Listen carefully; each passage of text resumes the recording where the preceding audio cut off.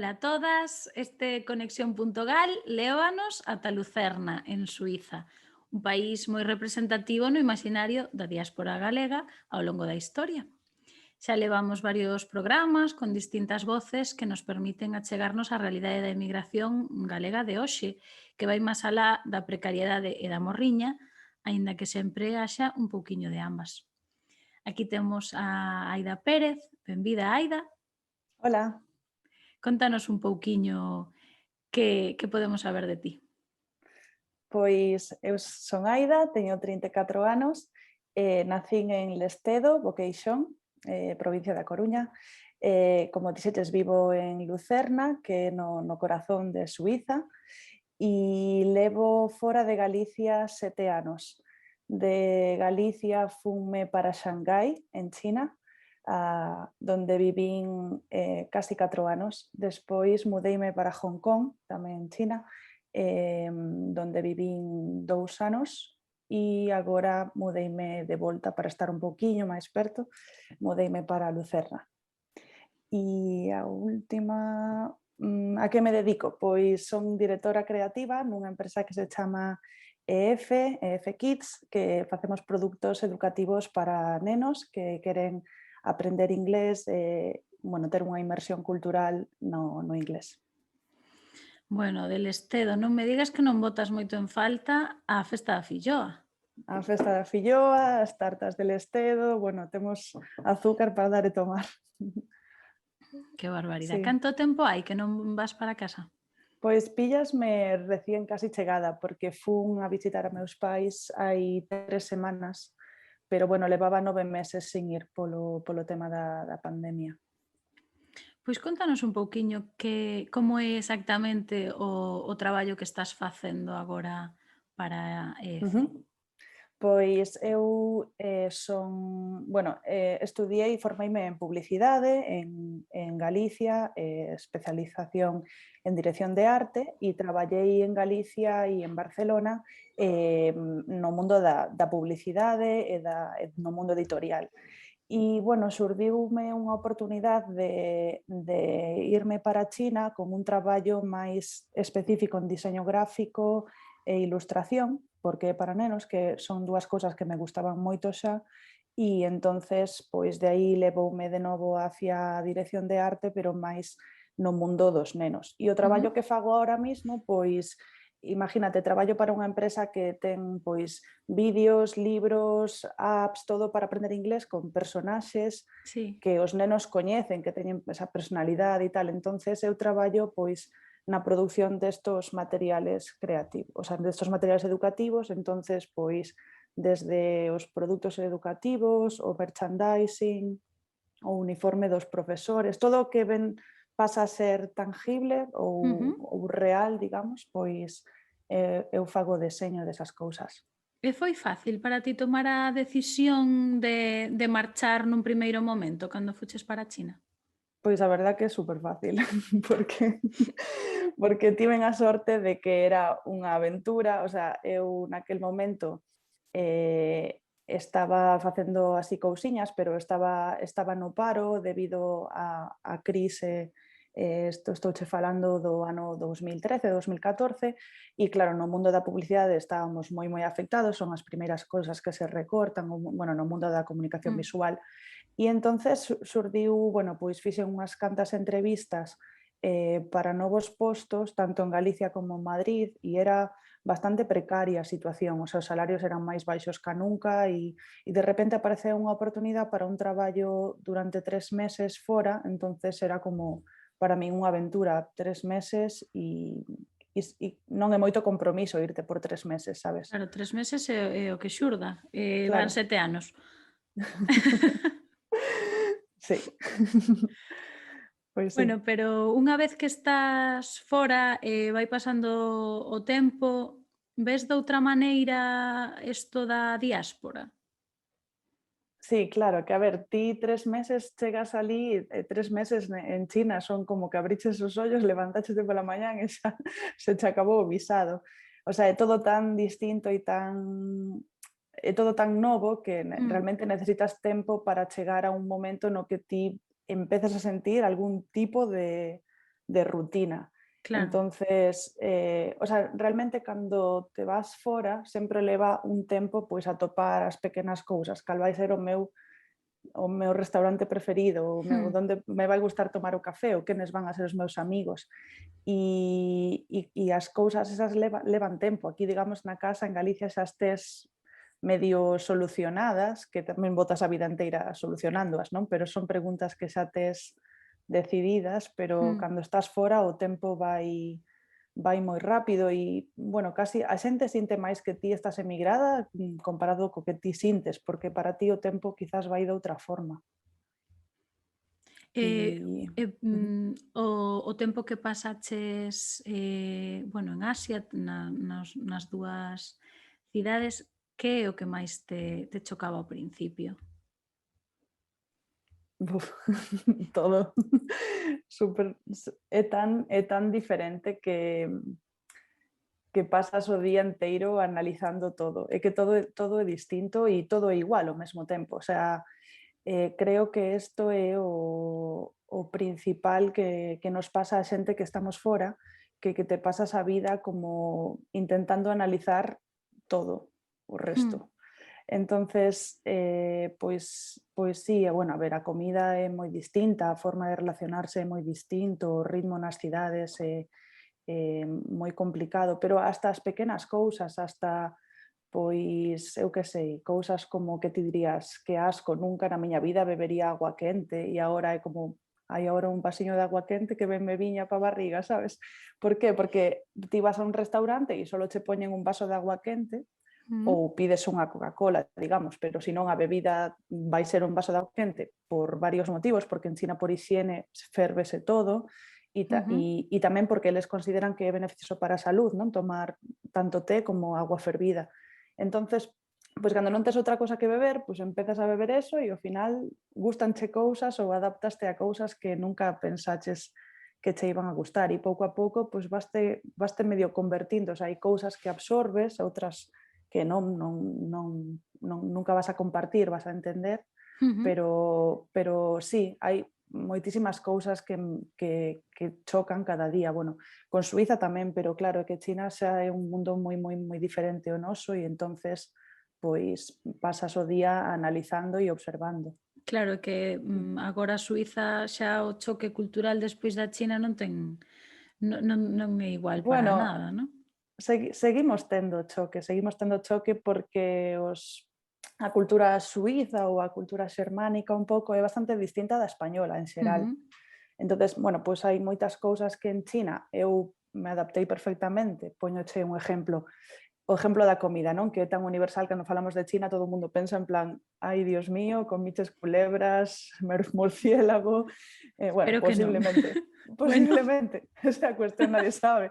Ti podes decir que no, pero bueno, eso é orientativo, que di no menú e o que pasa na realidad. En fin, o tema da comida. Eu tiña moitos compañeros europeos que no principio pasaron moi mal cando iban a un restaurante ou os nosos compañeros chinos os invitaban a unha celebración familiar, porque en China ti tes un montón de platos no centro da mesa. E, bueno, hai como os palillos ou as cucharas coas que se debe servir, pero todo o mundo pica de todas partes, digamos. Sí, sí. Bueno, en España eso tamén é así. Ti vas a unha comida familiar e vai haber un montón de platos centrais e a xente pásase as fuentes e sírvese. Pero quizás no norte de Europa ou bueno, na maior parte de Europa este é o teu plato, este é a túa porción e nadie, pero vamos, que nin o teu mozo ou nin túa nai vai a controlar esta é a túa porción. Entón, moitos compañeros tiñan como moitísima fobia a esa persona que non conozco de nada acaba de meter o seu A súa man no meu plato, sí. Sí. Como, fobia, como estou falando de grima, non? De asco, de que o pasaron e incluso de que, a ver, que eu son máis lento comendo e non me dou tempo a probar eso e, bueno, pois é que o vella que bala, bocado que perde, non? En Galicia tamén é así, as cousas están no centro e cada un sírvese. Entonces, eso con China, adaptámonos, os españois temos moitísimo en común en tradición a familia, a comida, somos bastante parecidos. Despois, pois en Suiza, por exemplo, hai moitos temas que son moi moi cuadriculados, como é o tema do respeto polos demais no sentido de facer ruído. Entonces, hai moitos españois que teñen problemas no seu apartamento polo feito de facer ruído, que significa, pois igual, que a partir das 9 da noite ou das 10, se estás cenando, falando e ca tele, eso está molestando xa, entonces, pois igual chaman a Wow. policía. O sea, é a maneira de proceder. Aquí a xente, cando ten un problema, chama a policía. En España quizás irías a petarlle a porta a ese veciño ou, sabes, Sí, funcionamos de formas distintas, entón a nós podenos parecer que bestia que chamas a policía por esta tontería. Entón, bueno, hai cousas que tes que aprender como funciona esa xente, o sea, como funciona este país, para despois ti intentar pois ter un día a día o máis fluido posible. claro, dicía ao principio que, bueno, Suiza realmente é un país de tradición para a emigración galega. Levas pouco tempo aí, non sei se tiveches tempo para conectar de alguna forma con, bueno, con algunha representación desa comunidade galega que hai por aí. Pois a verdade é que como levo en Suiza pouco tempo e estamos en tempos de Covid, pois é un pouco complicado conectar coa xente en Claro. xeral, non? Entonces non é o mellor ano para falar deso, pero bueno, sí, Suiza ten un montón de emigrantes galegos e sobre todo de segunda, terceira xeración e bueno, faime moita ilusión, acórdome pois dando un paseo por Berna que de repente escoitei a dúas señoras xa bastante maiores, tal vez 80 ou 90 anos, falando así como con un galego da Costa da Morte moi evidente e claro, teñen ese seseo tan atractivo, non, que me puxen como a seguilas, como a un metro ou dos de distancia, mirando escaparates, porque elas camiñaban moi despacio e porque realmente era como escoitar pois a abuela dunha amiga miña de Carnota e facíame ilusión, sabes? Entonces, o galego é algo que te podes atopar pola calle. E despois, bueno, temos restaurantes galegos ou Casa de Galicia ou así, en Lucerna hai unha. Ajá. Bueno, eu fui un par de veces porque, a ver, o pulpo está moi ben, sabes, e é como unha viaxe ao pasado porque tes aí non é o Kobe, o do Xacobeo, o Pelegrín, O Pelegrín. tes unha foto de Feijóo aí a todo gas e de Fraga de xoven, tes un carro en miniatura, Bueno, despois casi un parque un parque de atraccións, non? un parque temático, Parque temático de sí, Galicia. de Galicia.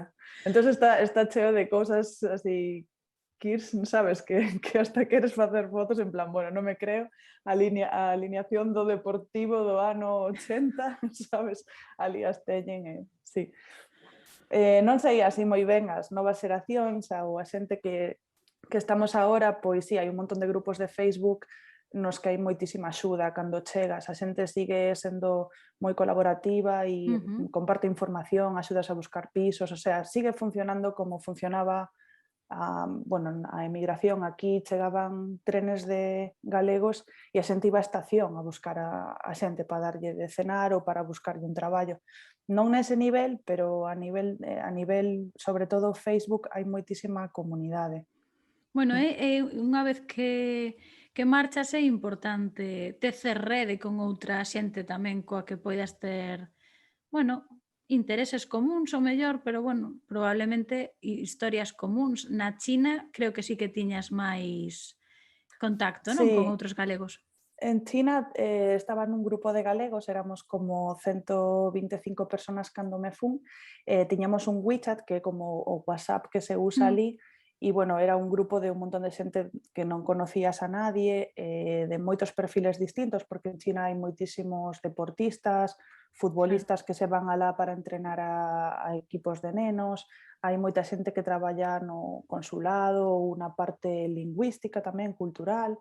É bastante interesante e entonces, pois, de repente alguén escribe vou a ir a esta ciudad, hai alguén por aí? Entonces, pois, alguén levanta Claro. a man ou, bueno, sobre todo ese tipo de xuntanzas así aleatorias ou hai Estrella Galicia en non sei que link, en non sei que tal, vale, pois ese tipo de Chico, cousas. iso é un básico, non? Sí, Compartir ese tipo de de tips. información. Pois non sei se para o traballo que fas, que é moi creativo realmente, tes que estar diseñando cousas novas cada tempo, se Ujú. este feito de que, como comentabas antes, de absorber cousas das diferentes culturas nos sitios onde estás, é algo que consideras que te está axudando tamén nesa parte da creatividade. Sí, claro, porque a ver, a creatividade principalmente, ou a forma que eu a entendo, non? A ver, todo está inventado, digamos. Mm, Entonces, nos como creativos o que ti fas é empaparte de un montón de cousas, sabes? Guardar un montón de cousas nestos caixóns na cabeza e despois empezar a mezclalas dunha forma distinta. Entonces, mm, viaxar, conocer a xente de outras culturas, mirar, escoitar poesía que non entendes, ir a unha exposición que non entendes, todo eso sempre aporta, porque nunca sabes como o teu cerebro vai a mezclar cousas ou como ti vas a ver a arte de outra xente ou a artesanía de mm. outra xente. Entonces eso é moi interesante e sobre todo na parte na que traballaba en China, porque estábamos facendo produtos e cando ti diseñas un produto tes que saber, o sea, tes que pensar na persona para que o estás diseñando, Mm, evidentemente. Entón, claro, estás deseñando para nenos chinos que teñen un visual, unha cultura visual completamente distinta a nosa. Entonces eu igual lle fago pois para, por exemplo, para aprender a palabra guitarrista, pois igual lle fago unha ilustración que se parece a Kurt Cobain tocando a guitarra. Entonces, para nós, ti sabes que se un neno vai a aprender eso, pois lle vai mm. quedar aí quen é esta persona ou quen vai, ou incluso os pais van a reconocer, vai ser como unha Sí. especie de clic que tal vez un neno chino pois nunca vai ter porque Mm, non vai a conocer o que nós consideramos a cultura pop, que as cousas mm. máis básicas para nós da cultura pop son distintas. Entonces, Claro, eles pois, teñen un imaxinario, que tes que com, coñecer un pouco, claro. claro, e por outra parte tamén é como unha oportunidade de, xa que estás ensinando outra lingua, pois estás ensinando tamén pois outras Mm, culturas, outro imaxinario visual e iso é parte do que un equipo creativo, mm, digamos, internacional pode aportar. Pero bueno, hai un montón de anécdotas graciosas, porque, por exemplo, acórdome traballando con unha ilustradora, nós tiñamos como uns dibuxos, primeiro facíamos bueno, como a línea solo e ela coloreaba solo, non? ujú. Entonces, este era un libro que falaba unha unidade do libro que falaba de animais. E entonces, pois tiñas como o típico edificio, como 13 Rue del Percebe, non? Porque a min é un Sí. cómic que me gusta moito, quixemos como copiar eso, en cada veciño pois está pasando unha locura e todos tiñan distintos animais na casa. E había un dos veciños que era un oso que estaba en casa e entonces puxémoslle como unha bata, un albornoz como de señor, de seda, sabes? Mm. E puxémoslle o sombreiro árabe rojo, sabes, como de Mustafa, vaya, o sea, Sí, como sí, sí, e sí. gustábanos como coller prendas de distintos países e incorporalas Mm. ao imaxinario. E, bueno, a ilustradora, pois, puxo o sombreiro azul. E nos, no, é que ten que ser rojo. E ela, é que rojo non me combina ca bata. E nos, xa, pero é que ese sombreiro ten que ser rojo. E ela, pero por que vos polledes tan exigentes co Non color do non sombreiro? claro, non sabía o que Claro, era, claro. quizás nunca o vira, ou para ela non era algo como curioso, pero nos non sei, igual liches Tintín, igual biches, sabes, no que Mm. hai personaxes que usan, que de repente alguén teña un gorro mexicano ou que leve, pois son como cosas que tes na túa cabeza e quizás non sabes nin como se din, nin moi ben que significan, Sí. pero están visualmente na túa cabeza. E sí que a veces era increíble cando falabas cos nosos compañeros, especialmente asiáticos, decir que non viron ou non coñecen moitas cousas que é ao revés, e nós non coñecemos prácticamente nada. Claro. Antes, bueno, pasamos un pouco de puntillas polo tema do que significa a precariedade. Eu pregúntome se o traballo que estás a facer agora que fas desde Suíza, poderías Ujú. facelo desde Galicia? Pois, a ver, este ano de corona, todos traballando moita xente traballando desde casa, como que veu a demostrar que realmente se pode facer moito máis home office do que as empresas pensaban. Aínda así, claro, sendo o meu traballo creativo, pois a parte de ver as muestras, de tocar os materiales, de traballar cas mans e, polo tanto, ir a unha oficina, a un almacén onde ves as muestras constantemente é moi importante. A parte de eso, reunirme cos meus compañeiros físicamente é bastante importante polo tema sobre todo para procesos creativos, porque Xa. podes organizar unha chamada, pero nunca é igual de flexible, as videochamadas cansan moitísimo máis e nunca hai un ambiente igual para o proceso creativo, que non é lo que poidas ti decir de 10 a 11, de Xa. 11 a 12, sabes? Entonces, por unha parte sí, demostrou que eu podería traballar desde casa, de casa significando Galicia, e por outra parte, no sentido de si traballas desde Galicia, entonces significaría que tería que traballar para unha empresa en España, non no estranxeiro, probablemente. Claro, E eso entonces, cambian as condicións laborais, non? claro, sobre todo, digamos, as condicións económicas, o factor número un para os traballos creativos, non sei, é bastante é unha loita do deseño galego e da creatividade galega, demostrar continuamente o valor que ten, non? E a nivel profesional, claro, e convencer aos clientes de que teñen que invertir neste aspecto, que ten un impacto positivo no seu negocio, pois é algo que tense avanzado moitísimo, pero aínda costa. Entonces, claro, pois os salarios en xeral no mundo creativo son bastante máis precarios que noutros países. Xa. Sin embargo, por exemplo, eu, na miña experiencia, pois eu en China traballaba nunha oficina de 900 personas, para que te fagas unha idea do tamaño. Había 6 directores creativos, 4 eran latinos. O sea, había xente de Ecuador, había un director creativo español, había un director creativo italiano e había un director creativo de Guatemala. O sea, para os estranxeiros o valor creativo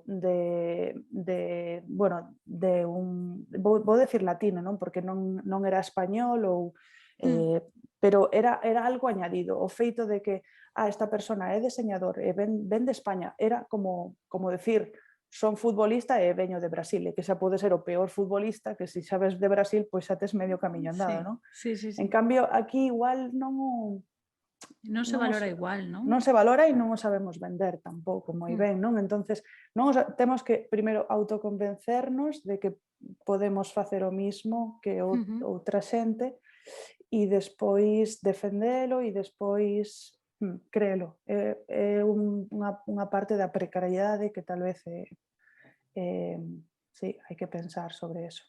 Polo tanto, bueno, é difícil pensar en voltar, non? Bueno, é aí onde está a morriña permanente que todo, non sei, moitos, non sei, non podo falar polo resto dos galegos, pero é como unha cousa que sempre temos aí de querer voltar algún día ou de que algo sempre che falta. Claro. Bueno, eso que se pode chamar a sensación de arraigo, non? Sí, e quizás é algo tamén cultural, de novo, cando falas ca xente e vexo algúns, compañeros, tuve compañeros de Asia, de moitas partes de Europa, sobre todo de Estados Unidos, todo o mundo ten así un pouco ese, sí, de onde eu son, mola moito, todo o mundo ten un pouco ese mini nacionalismo romántico, non, de serie, pero non sei, eu creo que os galegos e os portugueses, os brasileños tamén, angolanos, eu creo que algo na lingua ou algo na nosa, o sea, temos unha palabra para decilo, ou saudade, morriña, é algo como que levamos aí como ese, que sí, que todo o mundo sinte de algún xeito. Moi dentro, non? Moi dentro, sí. Bueno, despois destes 7 anos como migrante, cambiouche de algunha forma a imaxe que tiñas de Galicia? Bueno, o primeiro é isto de emigrante, que me chamas emigrante. Eu non sei se teño o honor de ser un emigrante, vaya, porque... Bueno, realmente estás traballando fora dende hai 7 anos. Creo que non hai tempos aquí agora, pode ser migrante. Entendo que antes, hai anos, o concepto de migrante era outra cousa, porque era unha persoa que marchaba e o mellor botaba 40 anos fora e non podía voltar, non? No medio. Agora todo obviamente é máis difuso, non? Por iso tamén é importante son importantes estas conversas para ver o que é realmente. Ti hai nada que acabas de estar aquí, precisamente esas posibilidades de, bueno, de de volver. movementos e volver e Sí, ir sí. e tal, tamén igual son fundamentais para o feito de que poidas seguir traballando fora, non? Pois se tiveras que Sí, estar ao mellor os 7 anos en volver a Galicia, pois era sí, máis sí, duro, aí non? sí. Sí, sí, por eso digo, porque emigrante quizás na nosa cabeza son os que tuveron que emigrar por realmente unha Mm, situación crítica, sin oportunidades, pois os irmáns de meus abuelos que foron a Argentina ou a Uruguai. mm, Ademais, sempre me acordo, porque cando viña estando en China, pois sempre era como ay, que tal por aí, ai, Dios mío, como estás? mm, Sabes? Sempre era un pouco drama entre os meus amigos ou que guai, conta tal. mm, En cambio, acórdome de estar así como nunha comida familiar, que estaba unha irmá de meu abuelo, que decía, anda, é unha tontería, ti ora mira, ainda estás aquí, ainda villeches pola festa dos Dolores, ainda te vin hai un ano. Cando miña irmá marchou para Montevideo non a vin máis. Claro, mandabas unha carta, houbo unha chamada de teléfono que costaba un riñón, agora nós, pois a verdade é que sempre tuvemos videochamadas, sempre tuvemos... Mira, incluso en China, cando tuvemos as peores situacións de censura, que dun día para outro cortaban Instagram, dun día para outro WhatsApp deixou de funcionar, cando pasan esas cousas, surden outras apps ou outros recursos para poder seguir mm. en contacto coa familia, cos amigos, mandar cousas para aquí para lá.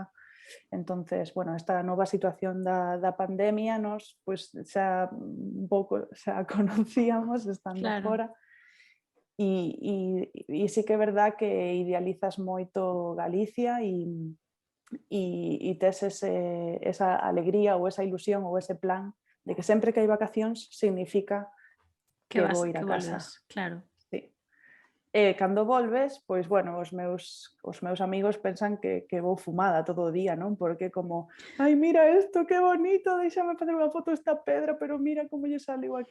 Sabes, todo o tempo vas ca cámara na man, como un guiri, o sea, pasas a ser un guiri cando estás fora, porque vas a ser a española ou a Mm, galega, mm. a Sí, galega, porque tamén eso, que o vas dicindo que moita xente sabe o que é Galicia, como porque debe tamén ser. o explicas, sí? E despois, cando ves aquí, sempre vas a ser a Suiza ou a China, o sea, eres sempre Mm, estranxeiro en ambas partes, ou emigrante, como ti dices, en ambas partes. mm. Pero sí, Galicia, cando volves, pois todo é maravilloso, claro. Claro. E a comida, os amigos, e é genial porque todo o mundo arregla o seu tempo tal para estar contigo e para verte e para as Claro. xuntanzas, E entonces tamén é son como vacacións normalmente para todo o mundo. Bueno, non deixa de ser é tamén intenso. un pouco irreal esa circunstancia. Despois, se te quedaras Sí, a vivir no día a día, pois non sería obviamente o volverías mesmo. volverías a ver outra realidade, quizás, sí. Mm, Pero bueno, tamén nos queixamos de moitas cousas que cando vives fora, pois bueno, tampouco empezas a ver as cousas sempre con moita dualidade ou ujú. miras as cousas como desde moitas perspectivas antes de ter unha conclusión sobre elas. Entón, isto é unha merda. Cóstache máis decir eso, porque isto é unha merda, perdona. Sabes a sopa que comigo unha vez que me puxeron con huesos de polo sangrando? Eso era unha merda. Ou isto é maravilloso, é tipo de decir, bueno, maravilloso, pero porque sempre o fixemos así, pero e paraches a pensar si isto é Hai outra o forma de... correcto, hai outra forma. Para min está guai eso de sempre mirar as cousas como cuestionándoas. Bueno, para eso ben e é, para mal. claro, eso é o que che dá, o que che aporta, cantas máis cousas coñezas, pois máis capacidade tes tamén para valorar. Sí, sí, sobre todo para valorar o que temos, cousas pois moi sencillas como pode ser pois o aire que respiras.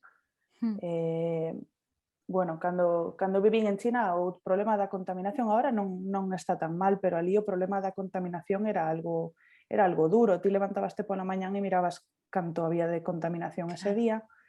E como aquí miras o tempo, eu nunca Mm, mirei o tempo, sempre son a típica que vou sin paraguas e empeza a chover e cando levo abrigo non tal, pero en China mirabas a contaminación porque era algo que querías saber necesario, claro. sí, Mm, canto tempo tiñas que estar fora ou se deberías levar a mascarilla ou non, ou como era.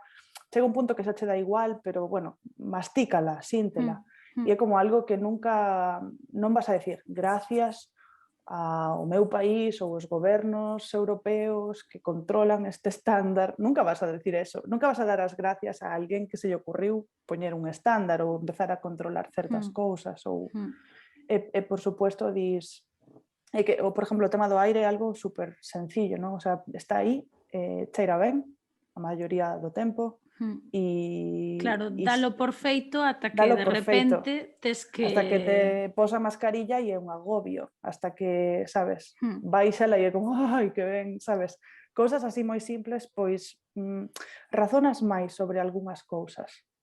Entonces volveste unha pesada deste tipo de raciocinio, porque estás todo o tempo en plan, pero que maravilloso isto, pero que mal isto. Bueno, Aida, pois botaríamos aquí falando contigo 1000 horas, porque seguro que tes moitísimo máis que contar, pero temos que despedir este conexión.gal e vou vos dar as grazas a todos os que estades ao outro lado. Lembrade que podedes seguir as conversas en vídeo en praza.gal e tamén en formato podcast a través de iVoox e en Pod Galego. Aida, moitísimas grazas por conectar con nós desde A ti, Ana. Lucerna e unha aperta e un bico moi grande. Adiós, chao, chao. Chao.